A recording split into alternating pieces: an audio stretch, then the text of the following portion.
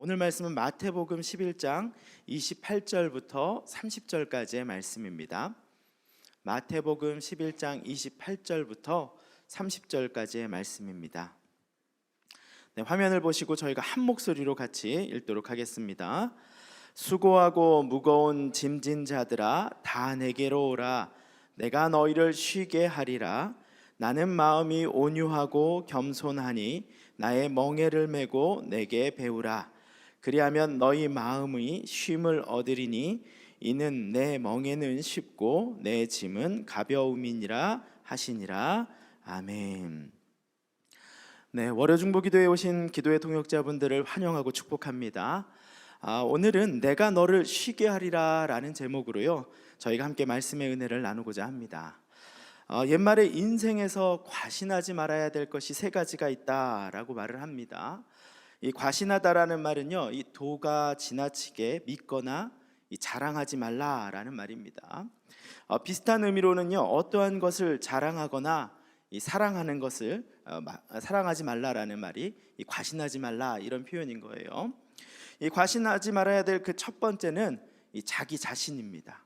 이 자기 자신의 능력을 과신하면 결국 자기 발전은 없고 스스로 교만해진다라는 말입니다. 성경에도 많은 인물들이 자기 자신의 능력을 교만히 여기다가 과신하다가 교만에 빠지는 모습들을 우리 많이 봤을 것입니다. 두 번째로 우리가 과신하지 말아야 할 것은 바로 돈입니다. 돈. 이 돈을 자랑하지도 말 것이며 또 돈을 맹신하지도 말 것이고, 그것을 과신하는 것은 인생을 망치는 것이다라는 것을 여러분도 알 것이라고 생각합니다.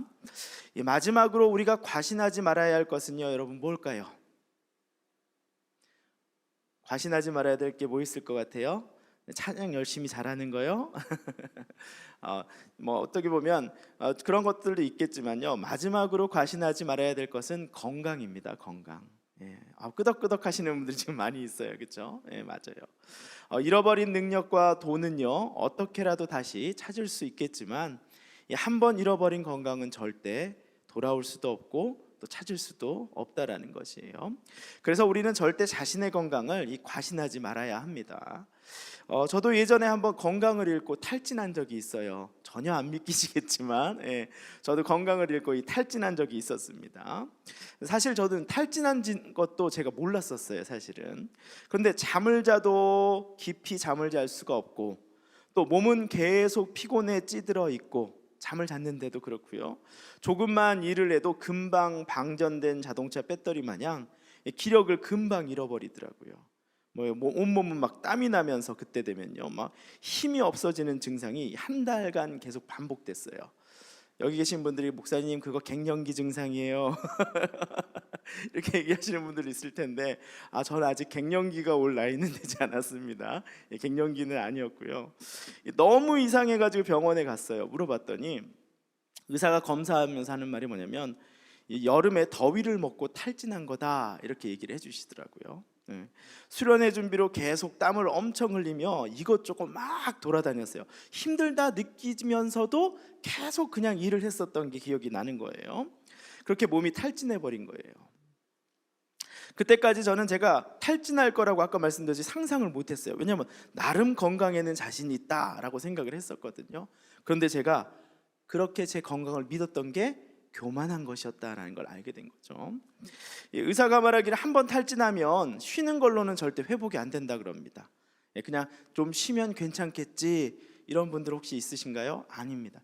탈진하면 의사한테 가야 돼요. 의사가 얘기하길 뭐냐면, 이 고용량, 작은 것도 아니고 고용량 영양제를 그 약물 치료를 받아야지만, 전해질 치료도 받아야지만 이 회복이 된다라고 말을 하는 겁니다. 그래서 정말 딱 그 고용량 영양제하고 전해질 치료를 받으니까 몸이 그때부터 다시 원래 기능으로 회복하기 시작하는 거예요. 잠을 자니까 그 다음날 뭐예요? 피곤이 없어지는 것을 경험하게 된 것이죠. 자, 오늘 본문에서 예수님은 이렇게 말씀을 하십니다. 28절 말씀이죠. 이 수고하고 무거운 짐진 자들아 다 내게로 오라, 이렇게 얘기를 하셔요. 이 원문에 보면요, 이 수고하고 무거운 짐을 진다라는 동사가 이 과거에서부터 또 지금까지 계속해서 지속되어져 오는 것, 연속된 사건의 완료를 나타내고 있어요. 이거 뭐라고 그럴까요? 과거 완료, 과거 진행, 과거 완료형이라 그래야 하나요? 예, 그렇죠. 예. 그래서 말이 좀 어렵습니다. 이게 수고하고 짐을 진다는 것이 과거 때부터 반복적으로 잠시도 쉬지 않고 지속되어서 탈진한 상태. 그런데 그것이 영원히 끊을 수 없이 만들어지는 상태를 이야기하고 있다는 거예요. 지금 그런 탈진한 인생들에 대해서 예수님께서 나에게 오라고 초청하고 있다는 말이에요. 이처럼 그들은 멈추지 않고 끊을 수 없는 이 수고하는 인생, 그리고 들 수도 없는 인생의 짐으로 인해서 혼자서는 도저히 회복할 수 없는 그런 탈진한 인생을 오늘 주님은 초청하고 있다라는 말씀입니다. 자, 그렇다면 무엇이 그렇게 그들의 인생을 탈진하게 만들었을까요? 이 오늘 본문의 전후 문맥을 보고 또 29절의 멍에라는 단어를 통해서 우리는 그 답을 좀 찾을 수가 있는데요. 이 멍에라는 것은 당시 이렇게 소가 있으면 소를 이렇게 어떻게 하는 거예요? 두 마리의 소를 묶는 거잖아요. 그렇죠? 일을 하기 위해서 묶는 것, 어깨에 지어주는 것을 멍에라고 이야기를 하는데, 이 당시에는요, 이 멍에라는 단어가 이 율법이라는 것을 나타내는 단어로 통용되었다라고 얘기를 해요. 이 서기관과 바리새인들이 만든 멍에와 같은 율법으로 이스라엘 백성들이 지금 탈진했다고 예수님께서 오늘 본문에서 이야기하고 계시고 있다라는 것이에요. 당시 이스라엘 백성들이 지켜야 할 율법이 무려 몇 개 정도 됐을까요? 10계명 10개일까요?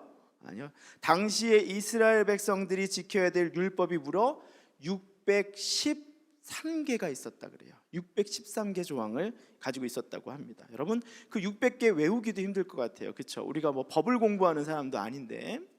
그런데 그 중에 248개는 해라라는 이 지켜야 할 율법이 248개였고요.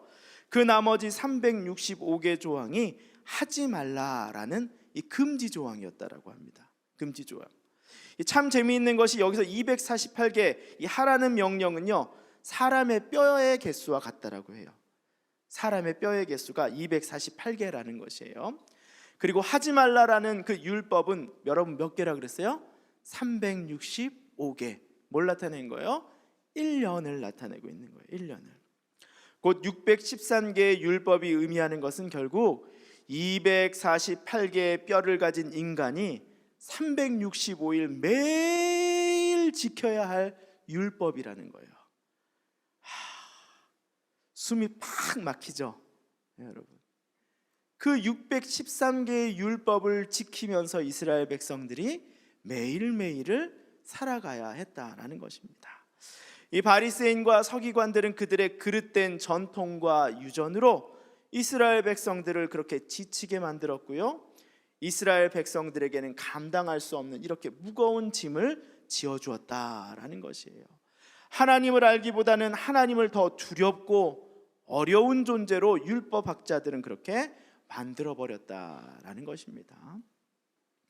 여러분, 노벨문학상을 받은 그 유명한 그 작가 알베르 까뮈라는 그 작가를 알고 계십니까? 그가 쓴 책 중에 시지프 신화라는 책이 있어요. 그 시지프라는 주인공이 신의 저주를 받아가지고 어떻게 하냐면 큰 돌덩이를 높은 산 꼭대기에 계속 밀어 올리는 그 벌을 받는 거예요. 돌을 어떻게 계속 이렇게 밀어 올려요. 힘들게 밀어 올리는데 정상이 어때요? 평평하지 않고 어떻게 해요? 삐죽해요. 정상에 올리자마자 그 돌은 다시 어떻게 되는 거예요? 밑으로 반대편으로 굴러 떨어지는 거예요. 그럼 다시 또 가가지고 어떻게 하는 거예요? 그 반대편에서 굴러 떨어진 돌을 또 다시 밀어 올리는 일을 계속 반복하는 것이 바로 이 시지프 신화의 이야기입니다. 당시 이스라엘 백성들은요, 하나님을 알고자 율법을 지키면 지킬수록 이스라엘 백성들은 어땠어요? 하나님을 아는 정상에 서 있는 것이 아니라 도리어 그 수많은 조항으로 무거운 짐을 지고 탈진하는 인생을 살아가는 모습을 보여주고 있다는 것이에요. 이처럼 시지프의 돌공처럼 율법의 짐에 눌려 계속 굴러 떨어지는 인생을 오늘 본문에서 이야기하고 있는 것이에요. 그들은 하나님의 사랑을 경험하기보다는 도리어 율법으로 인하여 뭐하는 거예요? 그 짐을 질 수 없는 것으로 인해 수고하고 탈진한 인생을 살아가고 있다라고 본문은 이야기하고 있는 것입니다. 그런 인생에 예수님이 오늘 말씀하시는 것이에요. 내가 너희를 뭐하게 하리라? 쉬게 하리라. 내가 너희를 쉬게 하리라. 이렇게 얘기하고 계시는 거예요. 참 율법으로 오신 예수 그리스도께서 이 율법의 완성으로 오신 그 진정한 하나님의 아들이신 예수님께서 그들에게 진정한 쉼을 주시겠다라고 약속하고 있다라는 것입니다.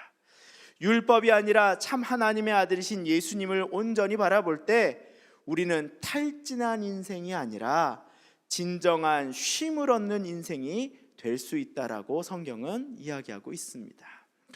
이제 29절 말씀을 저희가 한번 같이 읽어보도록 할게요. 본문 29절 말씀입니다. 자, 한번 띄워주시면 같이 읽도록 할게요. 자, 29절 말씀 한번 읽을까요? 시작. 나는 마음이 온유하고 겸손하니 나의 멍에를 메고 내게 배우라. 그리하면 너희 마음을 쉼을 얻으리니 라고 이야기합니다. 서기관과 바리새인들은요, 이 자신들의 율법으로 이스라엘 백성을 나누고 정죄하였어요. 그렇죠? 율법 중에 하나라도 지키지 못하였을 때는 그들에게 자괴감이 들게 만들었다라는 것이에요. 그런데 예수님은요, 그런 이스라엘 백성들에게 뭐라고 먼저 얘기합니까? 온유하고 겸손하니, 온유하고 겸손하니, 자비롭고 사랑이 많으니 라는 표현을 쓴 거예요. 그렇죠? 이 삶에 지친 사람들에게 사랑으로 그들을 위로하고, 또 뭐예요? 겸손의 마음으로 자신을 낮추며 자신의 사랑하는 자들을 이 온유와 겸손과 사랑의 마음으로 초청하고 있다라는 것입니다. 여러분, 훈계로 키운 아이와 사랑으로 키운 아이의 차이점 아세요? 우리는 자녀들에게 뭔가를 알려주겠다라고 해서 자주 훈계하는 걸 하잖아요. 근데 어릴 때부터 훈계를 많이 들은 아이는 커서 뭐 할까요? 타인을 훈계해요. 부모가 자녀를 훈계한 것처럼 타인을 바라보며 훈계하는 게 익숙한 사람이 되는 거예요. 그러니까 비난하는데 먼저 앞서는 것이죠. 그러나 사랑으로서 아이가 키움을 받으면 뭐예요? 사랑을 잘 받은 아이는 커서도 사랑을 나누어 주는데 잘할 수 있게 되는 것이에요. 그렇기 때문에 무엇을 해라 마라 키운 자녀보다 할 수 있다라고 지지해주고 사랑으로 품어준 자녀들이 더 따뜻한 사람이 되는 것이 우리가 알 수 있다라는 것이에요. 율법도 동일한 것이죠. 하나님의 사랑, 하나님을 아는 것이 하라, 뭐하라, 지켜라 라는 것으로 배우는 것과 사랑이신 예수 그리스도를 통해서 온전한 섬김으로 하나님의 사랑을 경험하는 것과는 차이가 크게 되는 것이죠. 예수님은 자신의 그 성품 그대로 이 사랑과 온유함으로 자녀들을 부르시고 제자가 되자라고 오늘 초청하고 있다라는 것이에요. 그리고 나의 멍에를 메고 곧 나의 제자가 되어 나에게 배워라 라고 이야기하고 계셔요. 그리하면 너희 마음이 쉼을 얻으리다 라고 약속하고 있는 것입니다. 자, 그분의 멍에를 진다라는 건 여러분 뭐였어요? 함께 걸어가는 거잖아요. 소 두 마리가 연결되는 그 멍에를 통해서 함께 일을 하는 것처럼 예수님께서 얘기하고 있는 건 뭐예요? 나와 함께 걸어가자. 너와 내가 함께 멍에로 묶여서 이 함께 길을 걸으며 예수님의 방식을 배워라 라고 우리에게 이야기하고 있는 것이에요.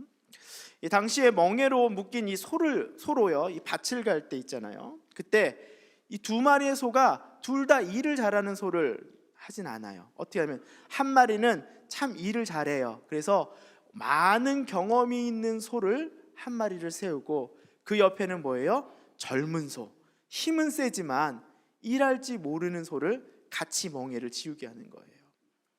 젊은 사람들이나 아니면 그런 사람들 있잖아요. 운동도 해보면 알잖아요. 몸에 힘을 바짝 주고 운동하는 사람들은 금방 어때요? 지치거나 다치지만 몸에 힘을 빼는 법을 아는 사람일수록 운동을 어떻게 합니까? 길게 할 수 있고 훨씬 더 발전이 많이 되는 것을 알 수 있어요. 그것처럼 이 밭을 가는 것도 그런 거예요. 이 초보인 소가 힘은 세고 뭔가 할 의욕은 나는 것 같으나 그 옆에서 오랜 동안 힘은 적더라도 밭을 갈아본 소를 옆에다 두면서 그 밭을 가면서 어떻게 하는 거예요? 밸런스가 맞아서 쉽게 그 밭을 갈 수 있도록 그것을 배우게 하는 것이 바로 멍에를 함께 지는 것이다라는 것이에요. 그렇게 늙은 소를 통해서 힘들지 않게 밭을 가는 일을 이 젊은 소가 배우게 된다라는 것입니다. 이처럼 예수님에게 배운다라는 말은요, 우리에게 그분이 주시는 가벼운 그 인생의 짐을 메고 살아가는 법, 예수님이 주시는 안식을 누리는 법을 우리에게 가르쳐 주시겠다라고 말씀하시는 것과 같은 것이에요. 오늘은 좀 뒤에 후반부에 저희가 좀 행사가 있어서 설교를 좀 짧게 합니다. 이제 좀 설교를 좀 마치도록 할게요. 반주를 같이 해주셔도 좋을 것 같아요. 유진 피터슨이 쓴 이 메시지 성경이라는 책에서요, 이 오늘 본문의 마지막 본문인 나의 멍에를 메고 내게 배우라 라는 부분을 이렇게 해석하여 적고 있어요. 한번 들어보세요. 나와 함께 걷고 나와 함께 일하여라.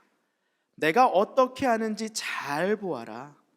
자연스러운 은혜의 리듬을 배워라.